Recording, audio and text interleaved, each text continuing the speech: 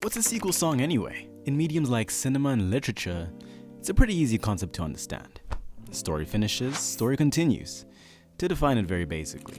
But music doesn't really work like that. I mean, sure, you can tell a story in the lyrics, but it's not like everyone pays attention to those anyway. Y'all don't wanna hear me, you just wanna dance. But you'd be surprised just how many kinds of sequel songs there are and how many iconic ones have come and gone unnoticed, with some even topping the originals. The first type of sequel song is the remix or alternate interpretation, like B.O.B's Airplanes Part 2, which features a slightly different beat, different B.O.B verses, and a feature from Eminem. Or Alicia Keys' solo version of her iconic #1 song with Jay-Z, Empire State of Mind Part 2, Broken Down, which is a stripped down acoustic version of the song. I definitely wanted to give my version of it and my vision of how I see New York and how it feels to me. I wanted to do it for my style. More broken down, more on piano, more voice and intimacy. So that's what I did. And then what might be one of the best and most creative examples of this kind of sequel is from one of 2024's pop girls of the moment, Charli XCX, with the song Girls So Confusing. Brat, her highest debuting album to date, was followed shortly afterwards by a remix album, Brat, and is completely different but also still Brat, which features remixes that serve as direct continuations and expansions of themes from the original album. In Girls So Confusing, Charli offers a candid glimpse into her complicated dynamic with an unidentified fellow female artist. The song's narrative explores the tensions between admiration and intimidation for her, sparking a broader conversation about the intricacies of female relationships within the competitive pop landscape. The song's subject sparked widespread speculation, with fans theorizing it could be about Rina Sawayama, Marina Diamandis, or Lorde. I have to say that I love your music. One of my favorite songs that you have is Royals. Where did you get the inspiration for that? When the remix came out, the rumors were put to rest as the subject was revealed to be Lorde, now featured on the song to give her side of the story. The next kind of sequel song is when the artist continues the theme, such as, while we're still talking about her, Charli XCX and Troye Sivan's collaborations 1999 and 2099, with the former being a nostalgic pop tune dedicated to the 90s, and the latter is a far more messy, experimental take on her vision of pop music's distant future.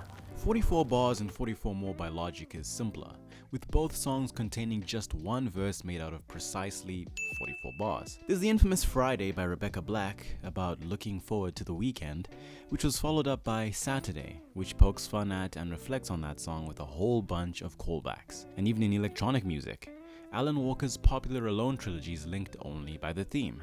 For me, Alone is about togetherness, a song that celebrates that feeling and comfort in solidarity. When I started making music, it was never about being someone, but about creating something for others to enjoy with me. In the context of a concept album, the album itself is a story, with each song moving the narrative along, such as Lorde's songs Sober 1 and 2 off of Melodrama, with the first one detailing enjoying a party, with the second part being the inevitable regret that comes after partying too much.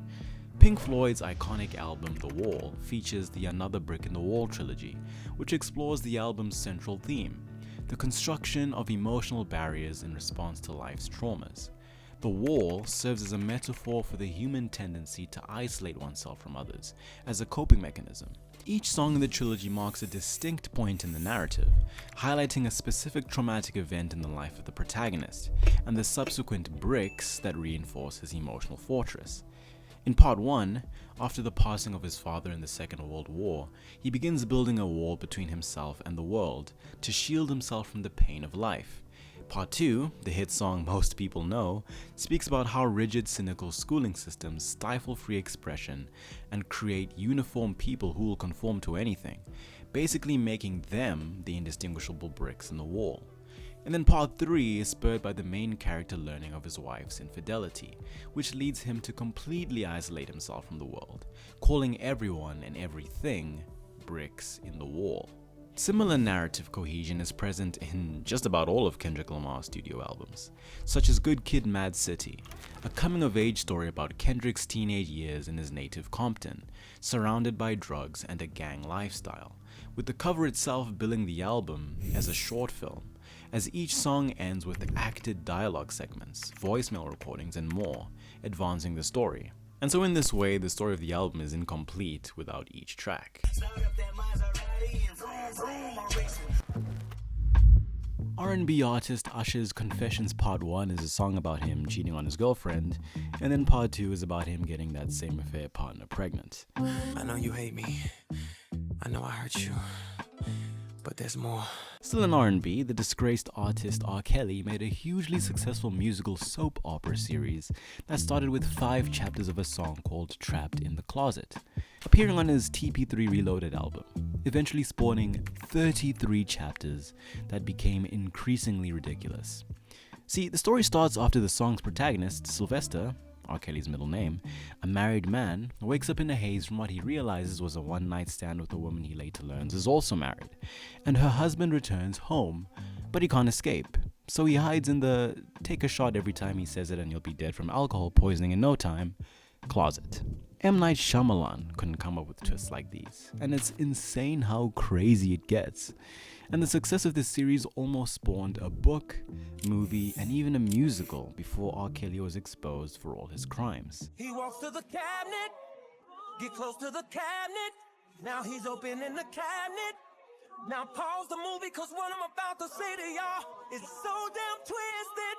Not only is there a man in his cabinet, but the man is a midget. Another iconic example is Eminem's magnum opus Stan on the MMLP, where the titular character is a disturbed individual obsessed with Eminem's Slim Shady persona, whose letters escalate from admiration to violent rage. Tragically, Stan's actions culminate in his driving off a bridge with his pregnant girlfriend tied up in the trunk, with the dark twist being that Eminem's thoughtful response is too late to reach him and prevent it all. 13 years later, Bad Guy, on the sequel album to the MMLP, features Stan's little brother Matthew still blaming Eminem for the death of his brother. So like any rational human being, he kidnaps and disposes of him in the same way Stan dies. Almost at the bridge. Big bro is for you. Slim, this is for him and Frank Ocean. Oh, hope you can swim good.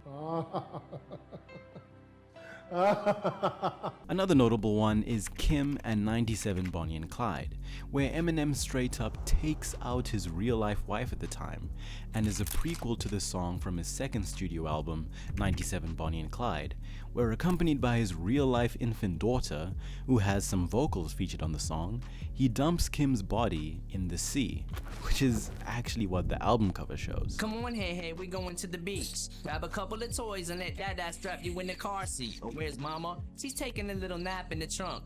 Oh, that smell. Dada must have run over a skunk. And then who can forget the Killer's classic Mr. Brightside, their massive hit song that tells the true story of lead singer Brandon Flowers finding his girlfriend cheating on him and his expression of jealousy and paranoia.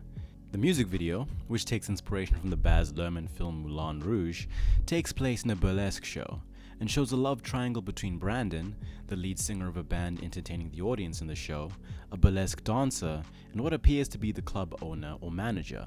In Miss Atomic Bomb, the sequel, as an old man, Brandon recalls his relationship with her, and there are several lyrical and musical callbacks to Mr. Brightside. Open up my eager eyes. I was new in town, the boy with the eager eyes. Story-wise, it's suggested that in reality, he was just being paranoid and imagined the infidelity, pretty much leaving him to die alone. The Killers is pretty fond of these dark stories, and to do right by their name, they also have a popular murder trilogy of songs, 2 of which feature in their debut album, Hot Fuss, which was inspired by a real incident.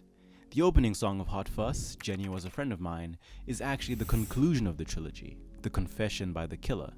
Track 10, Midnight Show, is part 2 and details the actual incident, and Leave the Bourbon on the Shelf, which came out 3 years later, is the first part of the trilogy and details the killer's plan to commit the act because of his alcoholism and jealousy caused by his ex Jenny dating somebody else. Remember those 2 Usher confession songs I talked about earlier? Popular musical parodist Weird Al Yankovic made Confessions Part 3 as part of his album Straight Outta Linwood, whereas Usher, he pretty much admits that he's an absolute menace. And when I'm kissing you, I fantasize you're a midget. The funny thing though, Usher teased his own Confessions Part 3 in 2020, from the perspective of the woman this time. That at the time of this video's release in 2025, hasn't been released yet, so I guess he probably agrees that Weird Al's Part 3 is canon now.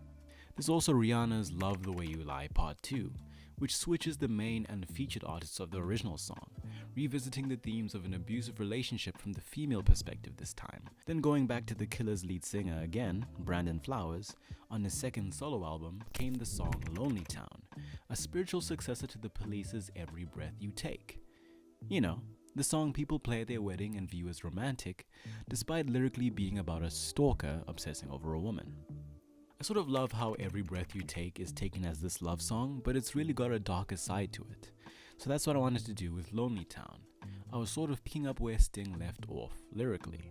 And like The Police's song, it uses seemingly harmless lines to chilling effect, like When Will You Come Home Again? And Did You Lock the Door When It's Shut? The music video even goes as far as to depict the woman jamming out through voyeuristic shots through windows, before revealing at the end that we're seeing her through the stalker's eyes. Now I'm standing outside your house. 2 years after the release of Every Breath You Take, lead singer of The Police, Sting, now solo, released an official sequel to the song as his first single, If You Love Somebody, Set Them Free, because he was creeped out by just how big the fandom of people who misinterpreted the first song as romantic was, with the lyrics of the sequel being a polar opposite to the first one. Okay, hear me out. An Answer song might not be a sequel in the same way we might see some of these other songs, but it's a little bit closer to sequels by another artist, a response that makes sense only when viewed chronologically. Let me explain. In the Great Beef of 2024, Kendrick and Drake made reference to each other's long-running series of songs. Kendrick with Drake's Timestamp series and his diss track being 616 in LA, and Drake with the Heart Part 6, a reference to Kendrick's Heart series where he teases his next album. For you to understand each response diss track, you need to go back and listen to them all, otherwise it doesn't make sense. For example, Kendrick's solo track on Drake's Take Care album, the Buried Alive interlude, narrates his rise to fame and how he feels it might change him. To prepare for his Red Button diss track, Drake dropped Buried Alive Part 2, where he directly responds to Kendrick's attitudes on the first one while marking his cadence and style. If you was in a pine box, I would surely break the lock. If you were in a pine box, I would shovel dirt on top. In the same vein, Taylor Swift's Bad Blood song is actually about Katy Perry, who responded with Swish Swish. And speaking of Katy Perry, do you know that California Girls with Snoop Dogg is a response to Empire State of Mind? Because she couldn't handle New York having its own banger of a song. And as another fun fact, it's the only response song to hit #1 like the song it's responding to. And then lastly, there's Miley Cyrus's single anthem, Flowers, a song she dropped on her ex-husband's birthday, which is actually a response to Bruno Mars's song, When I Was Your Man. So she's not responding to Bruno, but rather using him as a proxy for her ex. Because in Bruno's song, he lists off things he should have done to keep his ex from leaving, including buying her flowers, holding her hand, and taking her dancing. And in Miley's song, she mentions each of these things as things she can do for herself. So that's it for sequel songs. Let me know in the comments what your favorite sequel song of all time is. Mine is gonna have to go to Brandon Flowers' Lonely Town. I just love that 80s vibe mixed with the layered lyrics. And make sure to like and subscribe if you haven't already so you don't miss out on the next video.